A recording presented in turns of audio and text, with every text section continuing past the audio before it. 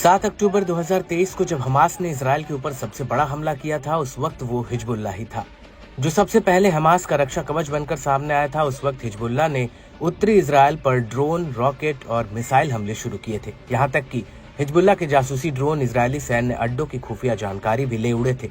हालांकि उस वक्त इजराइल सिर्फ हिजबुल्लाह के हमलों को रोकने के लिए जवाबी हमला कर रहा था, लेकिन 27 सितंबर 2023 को आईडीएफ ने लेबनान की राजधानी बेरूत पर 80 टन से ज्यादा के बंकर रोधी बम गिराए थे और इस हमले में हिजबुल्लाह प्रमुख हसन नसरल्लाह की मौत हो गई थी।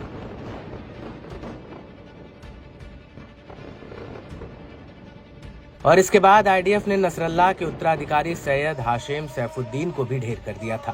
और इसके बाद 1 अक्टूबर 2024 को आईडीएफ हिजबुल्लाह पर जमीनी हमला करते हुए लेबनान में घुस गई थी, लेकिन 27 नवंबर 2024 को इजरायल और हिजबुल्लाह के बीच युद्ध विराम भी हो गया था।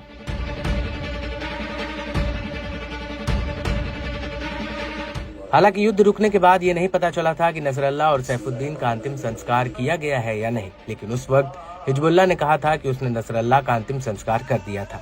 लेकिन अब इस पर हिजबुल्लाह प्रमुख शेख नईम कासिम ने एक बहुत बड़ा ऐलान किया है। दरअसल नईम कासिम का कहना है कि 23 फरवरी 2025 को नसरल्लाह और सैफुद्दीन को खा के सुपुर्द किया जाएगा।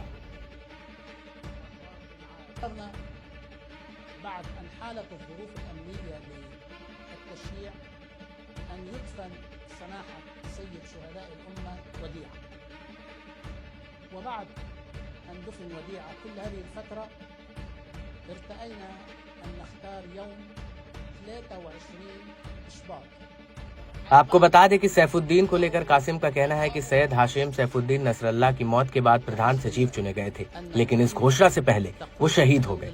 लेकिन इस सब के बीच बड़ी बात यह है कि हिजबुल्लाह प्रमुख ने इस अंतिम संस्कार समारोह के लिए हम अपनी प्रतिज्ञा पर कायम है का नारा भी दिया है। कासिम का कहना है कि नसरल्लाह और हाशिम सैफुद्दीन के अंतिम संस्कार वाले दिन हमने इस नारे को चुना है। आपको बता दें कि शेख कासिम ने दक्षिणी लेबनान में आईडीएफ की मौजूदगी को लेकर भी कुछ बड़ी बातें कही हैं। कासिम का कहना है कि इजराइल के मौजूदा युद्ध विराम उल्लंघन के लिए लेबनानी राज्य इसका जवाब देने के लिए पूरी तरह से जिम्मेदार है।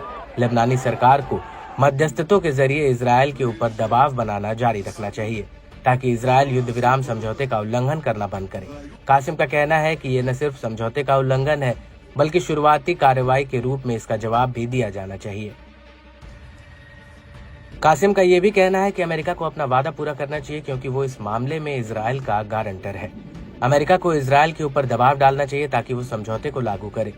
शेख कासिम के मुताबिक अब प्रतिरोध की अपनी प्रतिबद्धता से बंधे हुए हैं। प्रतिरोध एक रास्ता और एक विकल्प है। हम सही समय पर अपने आकलन के हिसाब से कार्य करते हैं। इस सब के बीच आपको ये भी बता दें कि शेख कासिम ने हिजबुल्लाह के खिलाफ फिर से साजिश रचने को लेकर अमेरिका इजराइल को चेतावनी दी है। उनका कहना है कि दक्षिण लेबनान में जनता को दोबारा अपने घरों की तरफ लौटना ये दिखाता है कि इजराइल लेबनान में कब्जा करके नहीं रह सकता और आम लेबनानियों के बलिदान से ही इजरायली कब्जे से मुक्ति मिलेगी।